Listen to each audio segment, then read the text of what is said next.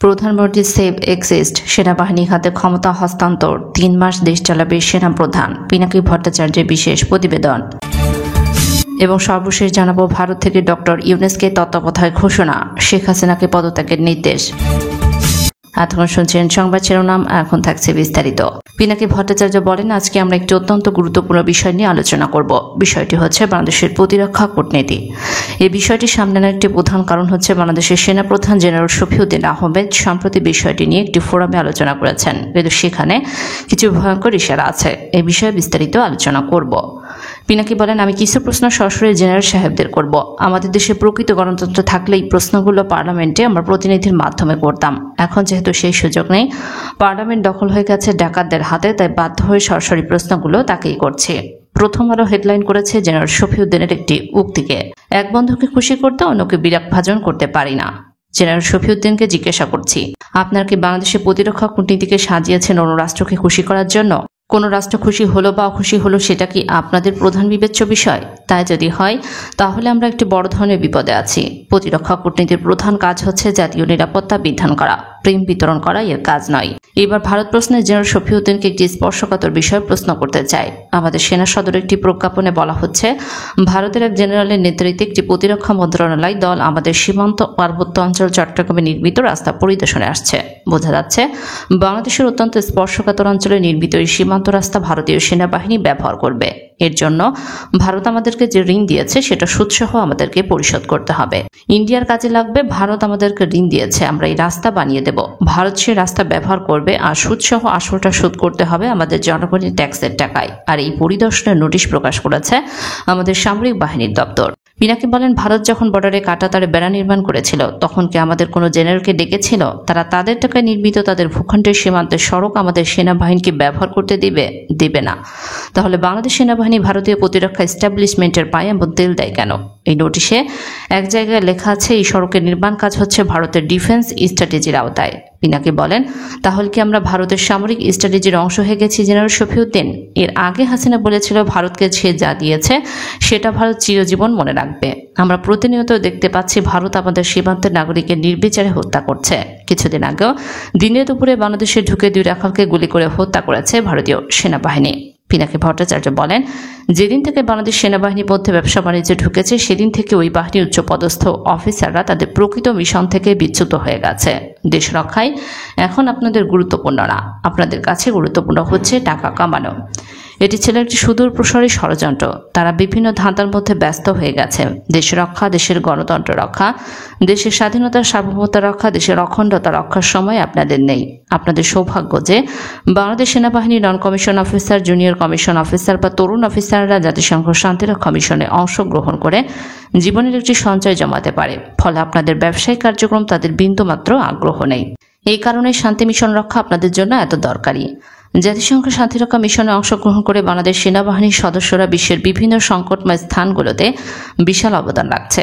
পিনাকি ভট্টাচার্য বলেন, ভারত সমর্থিত একটি সামরিক হতে চলেছে, কারণ ভারতের জন্য হাসিনা একটি লায়াবিলিটি হয়ে গেছে। তাকে হটিয়ে আর এক ভারত বন্ধুকে বসাবে ইন্ডিয়া। এরশাদের মার্শাল ইন্ডিয়া করেছিলেন। 111 আমেরিকা ইন্ডিয়া যৌথ প্রযোজনায় হয়েছিল, আর ঠিক একই রকম আরেকটি হতে পারে। বাংলাদেশ থেকে ইন্ডিয়া আউট প্রচারের কারণে শেখ হাসিনা ইন্ডিয়ার জন্য একটি দায়ী হয়ে গেছে, কারণ সে নিয়ন্ত্রণ করতে পারছে না। সে কারণে ভারত এখন চায় জনগণের ক্ষোভকে নিজের থেকে সরিয়ে দিয়ে এরশাদ টাইপের একজন জেনারেলকে বসিয়ে তার অবস্থায় আবার শক্তিশালী করবে। হাসিনা ক্ষমতা হারাতে গেলে সে প্রতিরোধ করবে, কিন্তু হাসিনা ভারতের প্রতিরোধ করতে পারবে না। তার সবকিছু ভারতের সাথে বাধা, এমনকি তার মেয়েও দিল্লিতে। হাসিনা গ্যারান্টি ছাড়া চলে যাবে না যে তার উপরে কোনো ঝামেলা আসবে না। সে একটি সেফ এক্সিট চাইবে। ভারতের নির্বাচিত জেনারেলরা ক্ষমতা থেকে পতনের পর তার নিরাপত্তা নিশ্চিত করবে। একই ঘটনা ঘটেছিল 1999 সালে। ইয়েলতসিনের নির্বাচনের 6 মাসে পুতিনের কাছে রাষ্ট্রপতির পদ হস্তান্তর করেছিল, কারণ সে একটি সেফ এক্সিস্ট চেয়েছিল। হাসিনার মতো এরশাদও ভারতের সহযোগিতায় ক্ষমতায় ছিল, কিন্তু ভারত যখন দেখল এরশাদ টলমল, তখন এরশাদের পেছন থেকে ইন্ডিয়া চলে যেয়ে হাসিনাকে সিগন্যাল দিল যে তুমি রাজপথে আন্দোলন শুরু করে দাও। ভারত ভেবেছিল 10 বছর ক্ষমতার বাইরে থাকার পর বিএনপি অসংগঠিত এবং দুর্বল হয়ে পড়েছে এবং তত্ত্বাবধায়ক সরকার বিচারপতি শাহাবুদ্দিনের অধীনে হলেও বাংলাদেশের জনগণ উল্টো বিএনপিকেই ভোট দিয়ে ভারতের ওই নকশাকে পরাজিত করেছিল। এখন ইন্ডিয়া জানে বাংলাদেশে যদি এখন একটি নিরপেক্ষ নির্বাচন হয় তাহলে আওয়ামী লীগ লজ্জাজনক পরাজয় বরণ করবে এবং বিএনপি বিপুল সংখ্যাগরিষ্ঠতা নিয়ে ক্ষমতায় ফিরে আসবে। কিন্তু এটি ভারত পছন্দ করবে না। সেজন্য তারা চায় একজন এরশাদ টাইপের জেনারেল ক্ষমতা দখল করুক, যাতে জনগণ এইভাবে প্রতারিত হয় যে আমাদের সশস্ত্র বাহিনীর দেশপ্রেমিক ভাইয়েরা ক্ষমতা দখল করেছে এবং শেখ হাসিনা নাই হয়ে গেছে। এইভাবে ইন্ডিয়া বাংলাদেশের ওপর তার নিয়ন্ত্রণ স্থায়ী করতে চাচ্ছে। এই ষড়যন্ত্রের কারণে যেন কোনো নতুন এরশাদের পক্ষে ক্ষমতা দখলের চেষ্টা করা সম্ভব না হয়, সেজন্য আজকের ভিডিওটি। আর কেউ যদি এরকম দুঃসাহসী কাজে নামার চেষ্টা করে তার পরিণতি খালেদ মোশাররফের মতো হবে। নিজের সেনারাই তাকে জয় বাংলা করে দিয়েছিল। পিনাকি ভট্টাচার্য বলেন, আমার অনুমান ইন্ডিয়া দুটি কারণে ঢাকা পরিবর্তন আনতে তাড়াহুড়ো করছে। সেই দুটি কারণ হলো, প্রথমে আমাদের অঞ্চলের ভূ রাজনীতির একটি অভূতপূর্ব গতিকে পরিবর্তন হচ্ছে। আফগানিস্তান থেকে আরাকান এবং মাঝপথে মালদ্বীপ এই অঞ্চলে ভারত তার সমস্ত সম্পর্ক হারাচ্ছে। ভারত যেমন যেসব জায়গায় হারাচ্ছে সেসব জায়গায় চীন এগিয়ে গেছে। ক্ষমতা ভারসাম্যের যে ব্যাপক পরিবর্তন হয়েছে সেখানে চীন অনেক দূর এগিয়ে গেছে আর ভারত অনেক দূর পিছিয়ে গেছে। তাই অনেক দেরি হওয়ার আগেই ভারত একটি পদক্ষেপ নিচ্ছে। দ্বিতীয় কারণ হলো শেখ হাসিনার স্বাস্থ্য। তার আলসারেটিভ কোলাইসিস আছে, এটি ক্যান্সারের রূপ নেয়। শোনা যায় হাসিনা আলসারেটিভ কোলাইসিসের জন্য অনেক ধরনের চিকিৎসা নিয়েছে, কিন্তু এই আলসারেটিভ কোলাইসিসের জন্য তার শরীর খুবই খারাপ এবং শরীরের কারণে তার সময় শেষ হয়ে যাচ্ছে। পিনাকি ভট্টাচার্য বলেন, আমি আমার জনগণকে আমাদের আন্দোলনকে শিথিল না করার জন্য অনুরোধ জানাবো, কারণ শেখ হাসিনাও অসুস্থ। আমরা তার সঠিক অবস্থা জানি না, তবে আমি অনুমান করি এটা গুরুতর। আমরা এটা মনে করতে পারি না যে সে আবার পরিপূর্ণভাবে সুস্থ হয়ে আবার সে আগের মতো শাসন চালিয়ে যেতে পারবে। সেটা না হওয়ার সম্ভাবনাই বেশি। পিনাকি ভট্টাচার্য আরও বলেন, এই অঞ্চলে ভূ রাজনৈতিক পরিবর্তনের ধরায় বাংলাদেশে চীন ব্যাপকভাবে ঢুকে পড়তে পারে। তাই হাসিনার বদলে ভারত এখন ভারতীয় ক্যান্ডিডেট খুঁজছে। আমি আশা করব বাংলাদেশের গর্বিত সেনাবাহিনীর কোনো সদস্য ভারতের এই ফাঁদে পা দিবেন না, আর পা দিলেও এই ক্ষমতা আপনারা টিকে রাখতে পারবেন না। ভারতের হাত ধরে বাংলাদেশের কোনো পরিবর্তন হতে দেওয়া হবে না। বাংলাদেশের স্বাধীনতা, সার্বভৌমত্ব, আঞ্চলিক অখণ্ডতা এবং জাতীয় মর্যাদা তখনই সত্যিকারভাবে সুরক্ষিত হবে যখন বাংলাদেশের জনগণ এই দেশের ক্ষমতার প্রকৃত মালিক হবেন। তার জন্য গণতন্ত্রের কোনো বিকল্প নেই। আমরা সম্প্রতি এটি মালদ্বীপে দেখেছি, যেখানে জনগণের ভোটে ইন্ডিয়া আউট হয়ে গেছে। পিনাকি ভট্টাচার্য বলেন, হাসিনা পতনের পর প্রথম যে কাজটি করতে হবে তা হচ্ছে একটি অবাধ, সুষ্ঠু, নিরপেক্ষ নির্বাচন। হাসিনাকে হটিয়ে যেই ক্ষমতায় আসুক আবার নতুন সংবিধান তৈরি করব। আপনাদের প্রথম কাজ হবে স্বল্পতম সময়ে এই ধরনের একটি নির্বাচন সম্পন্ন করা। এই প্রশ্নে আমরা কাউকে এক বন্ধু ছাড় দিব না।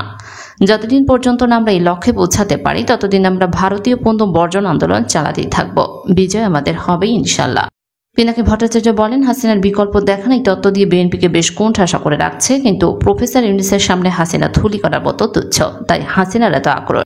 হাসিনার সবচেয়ে বড় ভয় প্রফেসর ইউনূসকে নিয়ে। তিনি উচ্চশিক্ষিত, নোবেল বিজয়ী, সারা পৃথিবীতে সমাদৃত, বাংলাদেশের মানুষও পছন্দ করে অসাধারণ সংগঠক প্রফেসর ইউনূস খুব বড় মনের একজন ব্যক্তিত্ব সম্পন্নকারী মানুষ। প্রফেসর ইউনূসকে নিয়ে হাসিনা তাল হারিয়ে ফেলেছে। কাঠারানি হাসিনা জানে তার দলের লোকেরাও ডক্টর ইউনূস রাষ্ট্রপ্রধান হলে খুশি হয়। এর আগে গ্রামীণ ফোনে বিজ্ঞাপন প্রচার বন্ধ করে দিলে কাঠারানি হাসিনা এবং কল ড্রপের অভিযোগ এনে সিম বিক্রিও বন্ধ করে দেয় সরকার। বিটিআরসির গবেষণায় দেখা গেছে সবথেকে বেশি কল ড্রপ হয় সরকারের সিম টেলিটকের। বাংলালিংকের কল ড্রপ গ্রামীণ ফোনের থেকে বেশি। তাহলে টেলিটক এবং বাংলালিংকের সিম বিক্রি বন্ধ না করে গ্রামীণ ফোনের সিম বিক্রি বন্ধ করে দিল সরকার। সরকার তো আগে নিজের সিম বিক্রি বন্ধ করে দেওয়া উচিত। সবচেয়ে বেশি কল ড্রপ হয় সরকারি সিমে। দ্বিতীয় কারণ হচ্ছে কাঠারানি হাসিনা মনে করে পার্বত্য চট্টগ্রাম শান্তি চুক্তির ফলে তিনি নোবেল শান্তি পুরস্কারের হকদার। ভারত হাসিনাকে প্রভাবিত করে যেন তিনি প্রফেসর ইউনূসকে তত্ত্বাবধায়ক সরকারের প্রধান বলে মেনে নিতে অস্বীকার করেন। সেই সময় ভারত আর আমেরিকা বাংলাদেশ প্রশ্নের সব বিষয়ে একমত ছিল, শুধু একটি বিষয় ছাড়া, সেটি হচ্ছে জামায়াত। ভারত কোনোভাবে জামায়াতকে পলিটিক্যাল স্পেস দিতে চায় না। এটি বাংলাদেশের রাজনীতির একটি ক্রুশিয়াল এবং ক্রিটিক্যাল জায়গা। আমেরিকা কোনোভাবে জামায়াতকে সন্ত্রাসীবাদী দল মনে করে না। শুধু তাই না, মহুল কুমার আরও বলেন, আমেরিকা এন্টি ইন্ডিয়া বিএনপি ও জামায়াতের প্রতি পক্ষপাত আছে। হাসিনাকে ভারত ইনফরমেশন দেয় যে প্রফেসর ইউনূসের সাথে বিএনপির ক্লোজ লিঙ্ক আছে। এর প্রমাণ হিসেবে হাজির করে তত্ত্বাবধায়ক সরকার প্রধান হিসেবে বিএনপির তরফ থেকে প্রফেসর ইউনূসের নাম প্রস্তাব করা। প্রফেসর ইউনূস একবার বলেছিল, গ্রামীণ ব্যাংকের 85 লাখ ঋণ গ্রহীতা আছে যাদের পরিবারকে হিসাব করলে 4 কোটি মানুষ গ্রামীণ ব্যাংকের সাথে যুক্ত, জনসংখ্যার 1/4। তার মানে ভোটের হিসেবে প্রফেসর ইউনূস আওয়ামী লীগকে শেষ করে দিতে পারে। হাসিনা এই বক্তব্যটা সিরিয়াসে নেয়। তাই প্রফেসর ইউনূসকে গ্রামীণ ব্যাংক ছাড়া করার জন্য মরিয়া হয়ে ওঠে, যেন কোনোভাবে গ্রামীণ ব্যাংকের ঋণ গ্রহীতা এবং তাদের পরিবারকে দিয়ে প্রফেসর ইউনূস ভোটে আওয়ামী লীগের বিরুদ্ধে কোনো ব্যবস্থা নিতে না পারে।